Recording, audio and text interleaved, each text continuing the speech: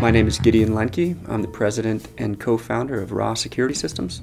We're a nationally known security services firm with over 20 years of experience in helping customers protect data and manage risk. I'm also a former president of the New Jersey chapter of the FBI's InfraGard program, a public-private partnership to help protect our nation's critical infrastructure. Companies today are facing threats from a variety of sources, and I've found the following to be most prevalent. The internet is kind of like a bad neighborhood, only you don't know you're in a bad neighborhood. You don't really get that feeling when you're at your office sitting on the network. It all feels perfectly safe to you.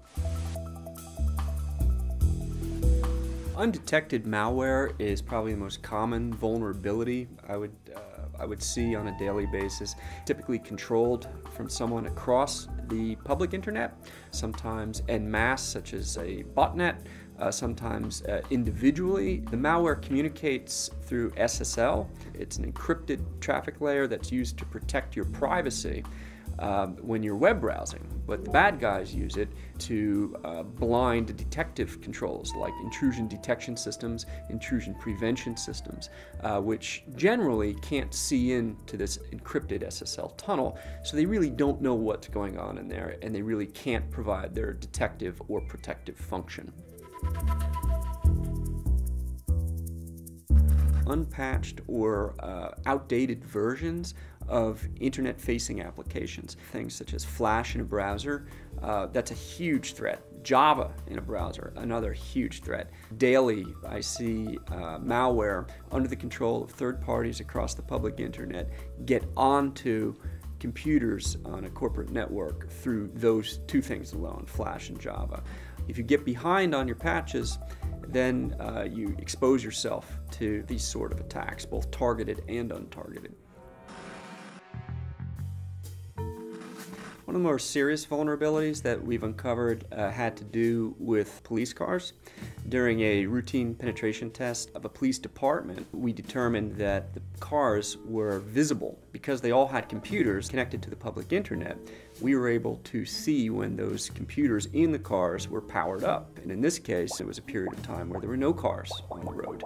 And the vulnerability went further than that department. It was in the service that many other departments used. We put an alert out nationwide to users of that service, and that vulnerability has been fixed.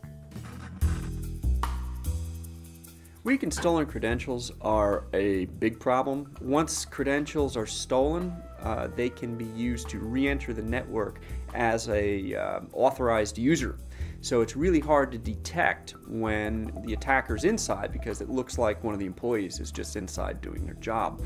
There's a variety of different ways you can do it, but once those credentials are out there and the attacker has them in hand, they will be used to attack you, and you will have a very hard time detecting that. Companies that don't learn from others' mistakes, they kind of stick their head in the sand. They figure, well, I've got antivirus, I got a firewall, you know, everything's fine. Oftentimes these companies don't even know they've been hacked. Sensitive information often comes up in penetration tests. One case recently on a penetration test, they thought they had complied, but the programmer had actually included all of the social security numbers in the source code for the HTML. So the goal was to take it off the screen so that the user couldn't see it, but all you had to do is look at the source code, and in fact you could see that the entire social security number was there and actually being transmitted across the wire unencrypted.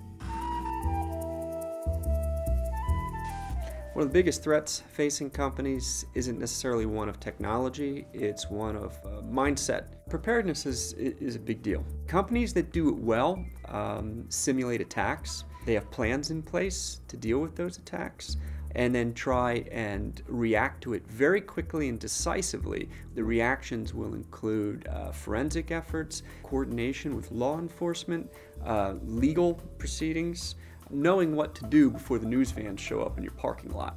The difference in successfully managing these threats and or not successfully managing these threats is really, it's about the attitude and the awareness and how you layer those controls and manage these risks. Layered controls are a big part of managing security. You're not just relying on one or two controls.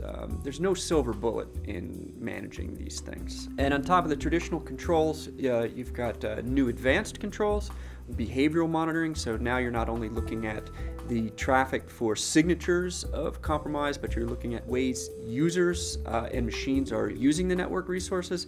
And of course, the earlier you can detect, the earlier you can react to it.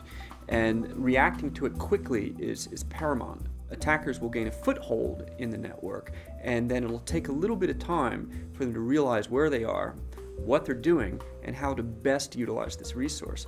If you can shut them down within that time frame, you've won, even though they did get onto the network. To summarize, you really want to maintain a culture of awareness. You want to try and weave security into your business processes, your day-to-day business processes, as well as any thing developed in-house. Generally, you want to try and be aware of the threat level you are constantly under and kind of instill a healthy paranoia within your corporate culture.